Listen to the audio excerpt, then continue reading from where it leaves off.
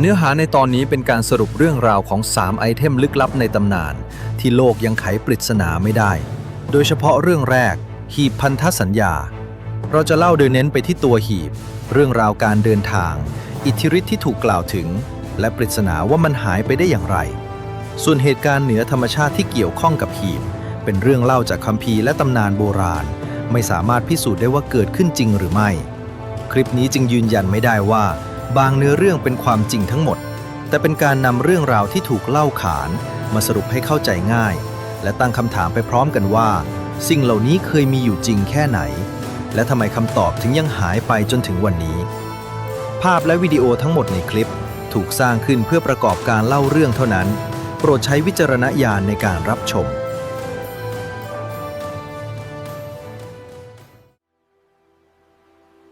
เรื่องที่ 1 Ark of the Covenant หีบพันธสัญญากลางทะเลทรายอันกว้างใหญ่มีผู้คนกลุ่มหนึ่งกำลังเดินทางไปข้างหน้าพวกเขาไม่มีเมืองให้กลับไม่มีเส้นทางที่แน่นอนมีเพียงเต็นท์เสบียงความเชื่อและหีบใบหนึ่งที่ถูกแบกไปพร้อมกับพวกเขาหีบใบนี้ไม่ใช่หีบสมบัติธรรมดาแต่มันคือหนึ่งในวัตถุศักดิ์สิทธิ์ที่สุดในความเชื่อของชาวอิสราเอลโบราณมันถูกเรียกว่าหีบพันธสัญญาหรือ Ark of the Covenant ตามคัมภีร์โบราณหีบพันธสัญญาถูกสร้างขึ้นในยุคของโมเสส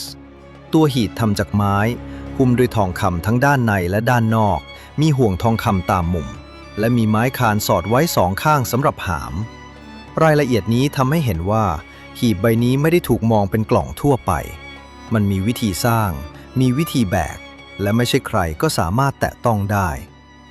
ในภาพจำของหลายคนมันคือหีบทองคำมีฝาปิดและมีรูปปั้นทูตสวรรค์มีปีกอยู่ด้านบนแต่สำหรับผู้คนในยุคนั้นมันคือสัญลักษณ์ของพันธสัญญาระหว่างพระเจ้ากับผู้คนของพระองค์แล้วข้างในหีบมีอะไรคำตอบที่เป็นที่รู้จักมากที่สุดคือแผ่นศิลาบัญญัติ10ประการตามความเชื่อแผ่นศิลานี้คือสิ่งที่พระเจ้าประทานให้โมเสสและถูกเก็บไว้ในหีบพันธสัญญาบางประเพณียังเล่าว่าหีบนี้เกี่ยวข้องกับสิ่งของศักดิ์สิทธิ์อื่นๆด้วยแต่ถ้าพูดให้เข้าใจง่ายหีบใบนี้คือกล่องที่เก็บสัญลักษณ์สำคัญของความเชื่อต่อมา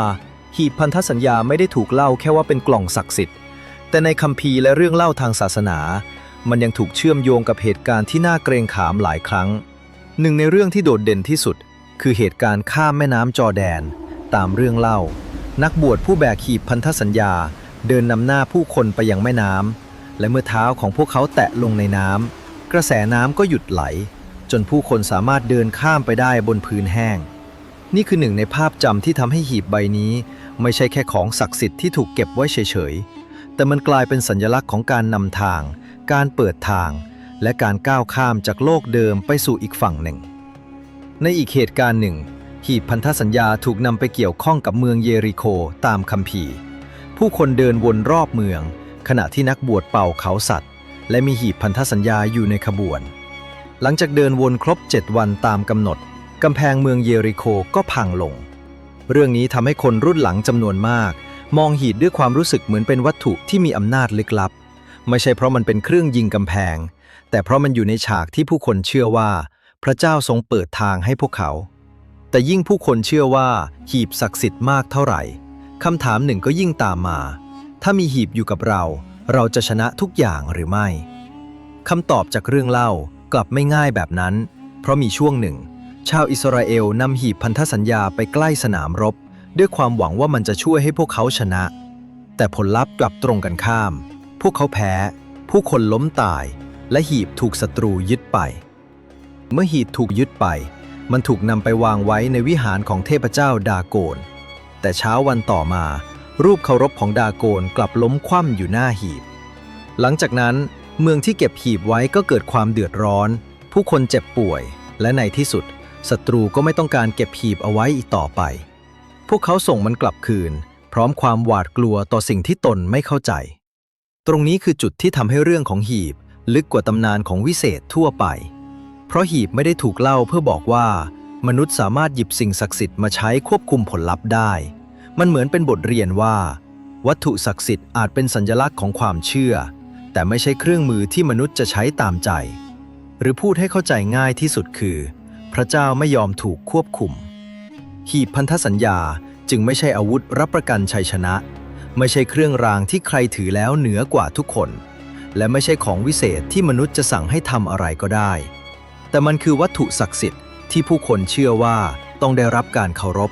ไม่ใช่ถูกใช้เพื่อความต้องการของมนุษย์หลังจากผ่านช่วงเวลาแห่งการเดินทางและสงครามหีบพันธสัญญาถูกนำไปยังเยรูซาเล็มและในที่สุดมันถูกเก็บไว้ในวิหารอันศักดิ์สิทธิ์ภายในวิหารมีห้องชั้นในสุดเป็นพื้นที่ที่ศักดิ์สิทธิ์ที่สุดไม่ใช่สถานที่ที่ใครจะเดินเข้าไปได้คนส่วนใหญ่ไม่มีสิทธิ์เห็นไม่มีสิทธิ์เข้าใกล้และไม่มีสิทธิ์เปิดดูยิ่งสิ่งใดถูกซ่อนไว้จากสายตาผู้คนมันก็ยิ่งทำให้จินตนาการเติบโตและคำถามสำคัญก็คือถ้ามันสำคัญขนาดนั้นแล้วมันหายไปได้อย่างไรคำตอบคือไม่มีใครรู้แน่ชัดสิ่งที่เรารู้คือวิหารเยรูซาเล็มถูกทำลายในยุคโบราณเมืองถูกโจมตีทรัพย์สินจำนวนมากถูกยึดและสิ่งของสำคัญหลายอย่างสูญหายไปหลังจากนั้นหีบพันธสัญญาก็ไม่ปรากฏอย่างชัดเจนในประวัติศาสตร์อีกไม่มีบันทึกที่ทุกฝ่ายยอมรับว่ามันถูกนำไปที่ไหนไม่มีหลักฐานแน่นอนว่ามันถูกทำลายจากวัตถุที่เคยอยู่กลางความเชื่อมันจึงกลายเป็นปริศนาที่หายไปจากหน้าประวัติศาสตร์มีคำอธิบายหลักๆอยู่ไม่กี่ทางทางแรกหีบอาจถูกทำลายไปแล้วเมื่อเมืองถูกโจมตีเมื่อวิหารถูกปล้นหีบทองคำอาจถูกยึดทองอาจถูกหลอมไม้ด้านในอาจผุพังและทุกอย่างอาจหายไปพร้อมสงครามนี่เป็นคำอธิบายที่เรียบง่ายและเป็นไปได้มากในมุมประวัติศาสตร์ทางที่สองหีบอาจถูกซ่อนไว้ก่อนเมืองจะแตกบางคนเชื่อว่าผู้ดูแลวิหารอาจนำหีบออกไปซ่อนก่อนที่อันตรายจะมาถึงอาจเป็นถ้ำอุโมงค์ห้องลับหรือสถานที่ที่ถูกลืมไปแล้วถ้าแนวคิดนี้เป็นจริงหีบพันธสัญญาอาจไม่ได้ถูกทำลายแต่มันอาจยังอยู่ที่ไหนสักแห่งใต้พื้นดินหลังผนังหินหรือในพื้นที่ที่ไม่มีใครกล้าขุดค้นยังไม่มีหลักฐานยืนยันแต่นี่คือเหตุผลที่หลายคนยังตามหามันทางที่3หีบอาจถูกนำออกจากเยรูซาเล็มและเดินทางไปยังดินแดนอื่นหนึ่งในเรื่องเล่าที่มีชื่อเสียงที่สุดหีบพันธสัญญาอาจถูกนำไปยังเอธิโอเปียหีบศักดิ์สิทธิ์ถูกเก็บรักษาไว้ในเมืองโบราณแห่งหนึ่งภายในโบสถ์ที่มีการเฝ้าดูแลอย่างเข้มงวดแต่เรื่องนี้ยังพิสูจน์ไม่ได้ไม่มีการเปิดให้ตรวจสอบอย่างเป็นทางการและยังไม่มีข้อมูลชัดเจนพอจะยืนยันว่าสิ่งที่ถูกเก็บไว้คือหีบพันธสัญญาจริงหีบพันธสัญญายังน่าสนใจอีกอย่างหนึ่งเพราะมันไม่ได้ปรากฏเฉพาะในโลกยิวและคริสต์เท่านั้นในอัลกุรอานก็มีการกล่าวถึงตาบูตหรือหีบที่เกี่ยวข้องกับบันีอิสราเอลข้อความกล่าวถึงหีบที่มีความสงบจากพระเจ้าอยู่ในนั้นและมีสิ่งที่หลงเหลือจากครอบครัวของโมเสสอยู่ด้วยทำให้ในโลกอิสลามมีการพูดถึงหีบใบนี้ในชื่อตาบูตอัสสกีนะห์หรือหีบแห่งความสงบวัตถุใบหนึ่งหรืออย่างน้อยเรื่องเล่าที่คล้ายกันมากจึงฝังอยู่ในความทรงจำของศาสนาใหญ่หลายสายและทำให้คำถามยิ่งน่าสนใจขึ้นว่าทำไมกล่องใบหนึ่งถึงอยู่ในความทรงจำของมนุษย์ได้นานขนาดนี้สิ่งที่เหลืออยู่ในวันนี้อาจไม่ใช่ตัวหีบแต่เป็นความทรงจำเกี่ยวกับมันเพราะสิ่งที่หายไปอย่างไร้คำตอบมักมีพลังมากกว่าสิ่งที่เรารู้จบแล้วถ้าเรารู้ว่าหีบถูกทำลายเรื่องอาจจบลงแค่นั้นถ้าเรารู้ว่ามันอยู่ที่ไหนปริศนาอาจหายไปแต่เพราะเราไม่รู้มันจึงยังอยู่ในคำถามอยู่ในตำนานและอยู่ในจินตนาการของมนุษย์มานานหลายพันปีหีบพันธสัญญาอาจไม่ใช่กล่องจากฟ้าไม่ใช่อาวุธลับและไม่ใช่วัตถุที่ปล่อยพลังทำลายล้างแต่มันคือหีบศักดิ์สิทธิ์ที่ครั้งหนึ่งเคยมีความหมายอย่างมหาศาลต่อผู้คนมันเคยเป็นสัญลักษณ์ของพันธสัญญาเคยเป็นศูนย์กลางของความศรัทธาเคยถูกเก็บไว้ในสถานที่ศักดิ์สิทธิ์ที่สุดและสุดท้ายมันก็หายไปจากโลกที่เราตรวจสอบได้เหลือเพียงเรื่องเล่าข้อความโบราณสถานที่ต้องสงสัยและคำถามที่ยังค้างอยู่หีบศักดิ์สิทธิ์ใบนี้หายไปไหนกันแน่เรื่องที่2 Codex Gigas คัมภีร์ปีศาจ หนังสือโบราณเล่มหนึ่งมีด้านกว้างประมาณ49เซนติเมตรสูงตามแนวตั้งประมาณ89เซนติเมตรมีทั้งหมด310แผ่นหนักประมาณ75กิโลกรัมต้องใช้คนหลายคนช่วยกันยกภายในมีทั้งพระคัมภีร์ไบเบิลตำราแพทย์บันทึกประวัติศาสตร์คาถาและภาพวาดตีศาสตร์ขนาดใหญ่เต็มหน้าหนังสือเล่มนี้มีชื่อว่า Codex Gigas หรือที่หลายคนรู้จักกันในชื่อคัมภีร์ปีศาจ Codex Gigas ถูกสร้างขึ้นในโบฮีเมียพื้นที่ซึ่งปัจจุบันอยู่ในประเทศเช็กคาดว่าเขียนขึ้นช่วงต้นศตวรรษที่ 13ประมาณปีคริสตศักราช 1204 ถึง 1230 และถือเป็นหนึ่งในต้นฉบับยุคกลางที่ใหญ่ที่สุดที่ยังหลงเหลือมาถึงปัจจุบันสิ่งที่แปลกคือลายมือในคัมภีร์เล่มนี้ดูสม่ำเสมอมากจนหลายคนเชื่อว่าอาจถูกเขียนขึ้นโดยคนเพียงคนเดียวแต่ถ้าเป็นเช่นนั้นจริงคำถามก็คือคนคนหนึ่งต้องใช้เวลานานแค่ไหนถึงจะสร้างหนังสือยักษ์เล่มนี้ได้ตามตำนานที่เล่าต่อกันมาผู้สร้างคัมภีร์คือพระนักบวชรูปหนึ่งที่ทำผิดกฎร้ายแรงของอารามเขาถูกตัดสินให้รับโทษด้วยการถูกขังไว้ในกำแพงปล่อยให้ตายทั้งเป็นเพื่อเอาชีวิตรอดเขาจึงเสนอว่าจะสร้างหนังสือเล่มหนึ่งที่รวมความรู้ของโลกไว้ในเล่มเดียวและจะทำให้อารามแห่งนี้มีชื่อเสียงไปตลอดกาลแต่เขาต้องพบกับเงื่อนไขว่าต้องทำให้เสร็จภายในคืนเดียวเมื่อรู้ว่าไม่มีทางทำได้ตามตำนานเล่าว่าเขาจึงขอความช่วยเหลือจากปีศาจแลกกับวิญญาณของตัวเองและเมื่อรุ่งเช้ามาถึงหนังสือเล่มนั้นก็เสร็จสมบูรณ์เพื่อเป็นสัญลักษณ์ของสัญญาต้องห้ามเขาจึงวาดภาพปีศาจขนาดใหญ่ลงไว้ในคัมภีร์นี่คือที่มาของชื่อคัมภีร์ปีศาจแน่นอนครับเรื่องนี้เป็นเพียงตำนานไม่มีหลักฐานยืนยันว่าคัมภีร์เล่มนี้ถูกเขียนเสร็จในคืนเดียวหรือมีปีศาจเข้ามาเกี่ยวข้องจริงแต่ตำนานนี้เกิดขึ้นเพราะตัวคัมภีร์เองยิ่งใหญ่และน่าทึ่งมากจนผู้คนในยุคกลางแทบไม่เชื่อว่ามนุษย์ธรรมดาจะสร้างมันขึ้นมาได้สิ่งที่ทำให้คัมภีร์ปีศาจโด่งดังที่สุดคือภาพปีศาจเต็มหน้าหนังสือปีศาจในภาพถูกวาดให้นั่งยองใบหน้าจ้องตรงออกมามีเขากรงเล็บลิ้นสีแดงและท่าทางหน้าขนลุกภาพนี้อยู่ในหนังสือที่มีเนื้อหาศาสนาจำนวนมากทำให้มันเกิดความขัดแย้งอย่างรุนแรงด้านหนึ่งคือพระคัมภีร์อีกด้านหนึ่งคือภาพปีศาจราวกับหนังสือเล่มนี้ตั้งใจให้ผู้อ่านเห็นทั้งความศักดิ์สิทธิ์และความมืดมนอยู่ในเล่มเดียวกันเส้นทางของคัมภีร์เล่มนี้ก็ไม่ธรรมดาเช่นกันมันเริ่มต้นจากอารามในโบฮีเมียต่อมาในปีคริสตศักราช 1594 จักรพรรดิรูดอล์ฟที่ 2 ได้นำคัมภีร์เล่มนี้ไปเก็บไว้ที่กรุงปรากพระองค์เป็นผู้ปกครองที่สนใจศิลปะวิทยาศาสตร์ของแปลกและเรื่องลึกลับหนังสือยักษ์ที่มีภาพปีศาจเต็มหน้าจึงกลายเป็นของสะสมที่น่าสนใจอย่างยิ่งต่อมาในปีคริสตศักราช 1648 ช่วงท้ายสงคราม 30 ปีกองทัพสวีเดนเข้าปล้นกรุงปรากและนำสมบัติจำนวนมากกลับไปยังสวีเดนโคเด็กซ์กีกาสก็ถูกนำไปด้วยตั้งแต่นั้นมาคัมภีร์ปีศาจจึงถูกเก็บรักษาอยู่ในสวีเดนแต่เหตุการณ์ที่ทำให้เรื่องราวของมันยิ่งลึกลับขึ้นไปอีกเกิดขึ้นในปีคริสตศักราช 1697 เมื่อพระราชวังเทรโครเนอร์ในสต็อกโฮล์มเกิดเพลิงไหม้ครั้งใหญ่หนังสือและเอกสารจำนวนมากถูกเผาทำลายแต่คัมภีร์ปีศาจกลับรอดมาได้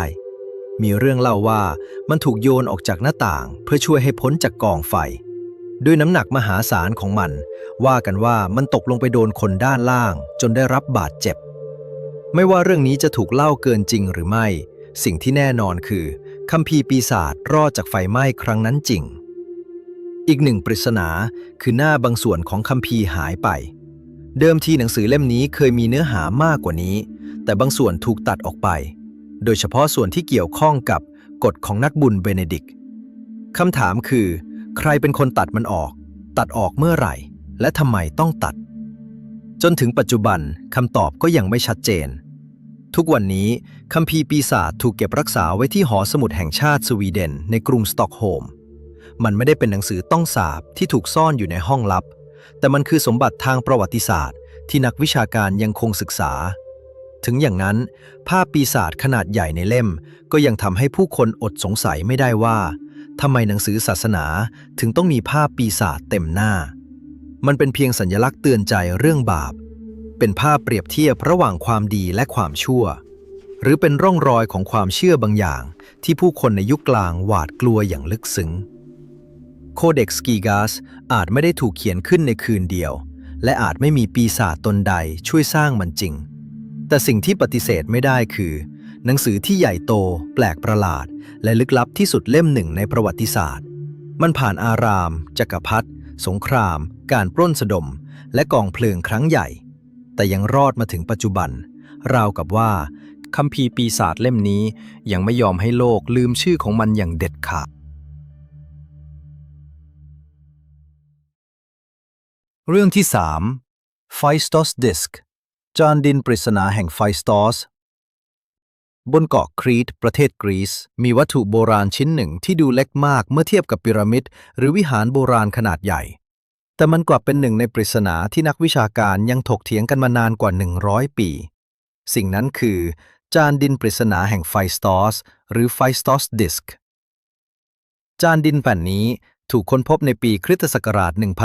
1908 โดยนักโบราณคดีชาวอิตาลีชื่อลุยจิเพอร์เนียมันถูกพบภายในพระราชวังไฟสตอสบนเกาะครีตพื้นที่นี้เคยเป็นส่วนหนึ่งของอารยธรรมมิโนอันหนึ่งในอารยธรรมเก่าแก่ของทะเลเมดิเตอร์เรเนียนตัวจานทำจากดินเผามีขนาดไม่ใหญ่มากเส้นผ่านศูนย์กลางประมาณ16 เซนติเมตรแต่สิ่งที่ทำให้มันลึกลับคือสัญลักษณ์ที่ถูกประทับไว้บนจานทั้ง2 ด้านสัญลักษณ์เหล่านี้ไม่ได้ถูกเขียนแบบธรรมดาแต่มันเหมือนถูกกดลงไปบนดินเหนียวด้วยตราประทับทีละตัวก่อนที่จานจะถูกนำไปเผาบนจานมีสัญลักษณ์เรียงวนเป็นเกลียวจากขอบเข้าสู่ตรงกลาง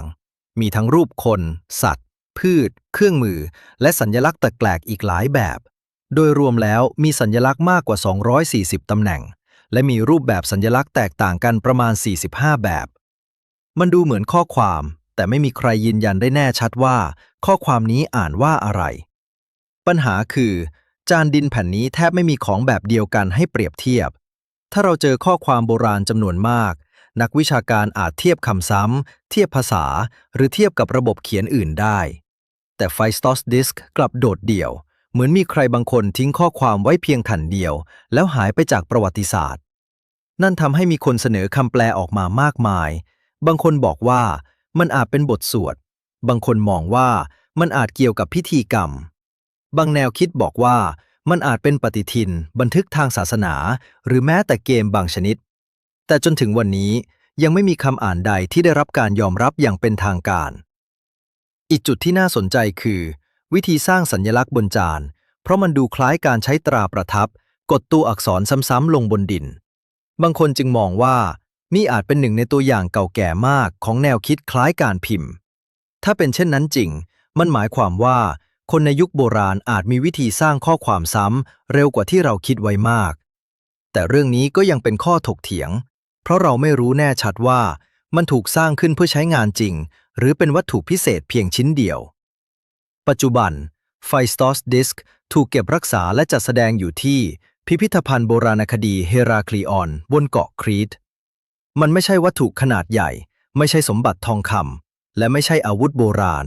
แต่มันคือข้อความที่ดูเหมือนถูกส่งมาจากอดีตข้อความที่มนุษย์ยุคปัจจุบันยังไม่สามารถอ่านได้อย่างมั่นใจบางทีสิ่งที่น่ากลัวที่สุดของวัตถุโบราณอาจไม่ใช่คำสาปไม่ใช่ปีศาจและไม่ใช่พลังเหนือธรรมชาติแต่อาจเป็นข้อความธรรมดาที่อยู่ตรงหน้าเราแต่เราไม่รู้ว่ามันกำลังพยายามบอกอะไร